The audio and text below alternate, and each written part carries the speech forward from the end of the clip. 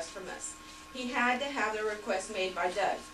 We conferenced Doug in with Dennis right then and there, and their request was made. And we confirmed that the test would be done around 12 o'clock on Thursday, December 29th. We told both we wanted to be notified because we planned to be right there, and my husband wanted to take off from work so that he could be there.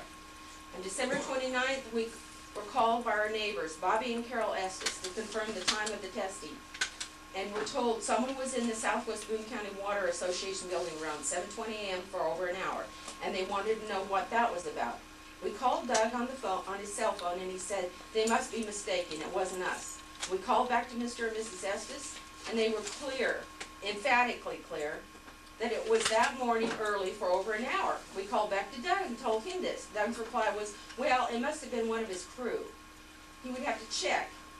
We asked Doug, well, how many crew members do you have? And he said, well, it's just Alan and myself. We asked him then, Doug, you don't know where your crew is or what they're doing? He said he would call Alan and get right back to us. And we never heard back from Doug. Approximately 12 o'clock on Thursday the 29th, we noticed several vehicles at the church parking lot, just up the road from us. In fact, we were driving the road and observing and taking photos of the water and the drainage and etc. When we saw all the white trucks pull into the church parking lot, and we recognized Doug's and Alan's trucks. No calls from Doug to advise us they were there to begin the testing, as he had promised. No phone call about what Alan had been doing in the pump house early that same morning, before the test. We joined the group, introductions were made, no words virtually came from either Doug or Alan. There was a noticeable glares and visible stances of anger made towards us, but nothing was said or offered or acknowledged to us by Doug or Alan. It became an adversarial situation from the very beginning. When we started the testing at the pump house, which is located at Lewis and Capps Road, this is when Doug started showing Dennis Sternberg and his associate Josh Freeman the pump house, the pressure valves in the pump house, and also the bypass valve location. At this point is when Doug pointed out to Dennis Sternberg the well standing near the lines and equipment which belongs to Mr. and Mrs. Estes. Frankly, we were not aware that it was an actual pump with working power and a actual water source in this well.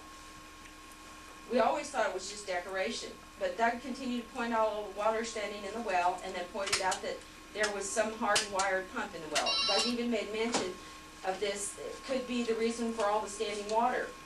Dennis Sternberg took several photographs of the well and surrounding area, including photos down the well. He said he didn't think its location was a good idea to have a working well that close to the pump house and Southwest Boone County water supply. We asked Doug, Dennis, Alan, and Josh if this bypass valve would shut off all the water on the main line. We were told by Doug it would shut off all the water from Terrapin, even up Lewis Lane and Railroad, because he said the 2-inch line was fed by the 6-inch line, which run in front of our home. He then showed us on a map. We reminded Doug that at this time that Scott Osbrooks with the Arkansas State Geological Survey would be here on the 4th of January to do some testing and mapping. Doug never responded to us. No response at all. During this exchange, we turned to Alan and asked him, Alan, why were you out there at 7:20 a.m. this morning? He said, oh, well, I was adjusting the pressure to get ready for this test. At this point, Doug interrupted and said, well, let's get going. We have to go to Terrapin Road to finish this up. We all loaded up and drove to Terrapin Road to a valve cover on both sides of Highway 392, or Capps Road, and a fire hydrant. Dennis Sternberg then showed us the T-pole and asked Alan Estes, Josh Freeman, if all meters were off, and Alan stated they were.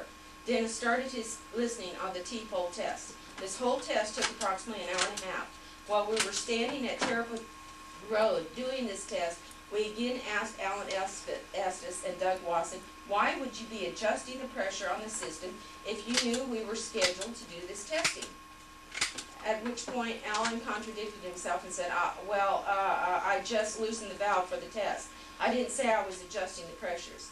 At which point we stopped speaking altogether, except to Dennis Sternberg and his associate Josh Freeman. Interestingly, during this whole hour and a half, we walked and observed this test. The only thing Doug ever addressed us with was to tell us, now you know, just because the test is being done today doesn't mean we might not find a leak tomorrow. Why would he make this statement not once but more than 3 times during the course of this test? At this point, we reminded everyone Scott and his geologist team would be here on the 4th of January to do their testing. Water and soil testing, as well as topographical mapping. Dennis said he knew Scott Savoy and had already spoke with him briefly about this. We told him, no, not Scott Savoy, it's Scott Osbrooks. And he said he didn't know who that man was, but he would find out, and he would see that he received a copy of this report. A copy of this report dated December 29th is in each of your folders that you have.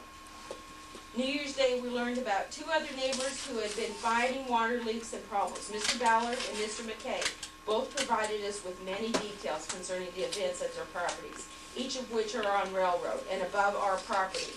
Leaks, meter changes, problems with pressure. Frankly, we learned a great deal on New Year's Day. One fact we learned is during this test, on the 29th, no one around us on Capps Road, Lewis Lane, or Railroad were ever affected or without running water. Neither were the pipes actually affected. So, we want to know, what test did Doug actually ask Dennis Sternberg to do? The main line couldn't have been turned off with all the meters. The whole test took less than 2 hours. In fact, Scott Osbrook stated that after we showed him exactly what area, where we'd gone, and what was done for the test, the locations and etc., he said there is no way all the meters were turned off. That's simply not enough time to have turned off all the meters and performed the test, he said. There is no way all these homes had their water turned off. This was stated at our home on January 4th. After we showed him the terrain and territory and the number of homes and where the lines are shown on the map Doug had given us on the 26th, also the blue flags and markers as Doug had done on the 26th. On Thursday the 29th at the meeting we attended that evening, we were cautioned and warned we needed to obtain historical billing from Southwest Boone Water Association so we didn't get hit with a huge bill. Friday, December 30th, we did just this. We paid our bill in the office. We asked about the next scheduled board meeting. We asked that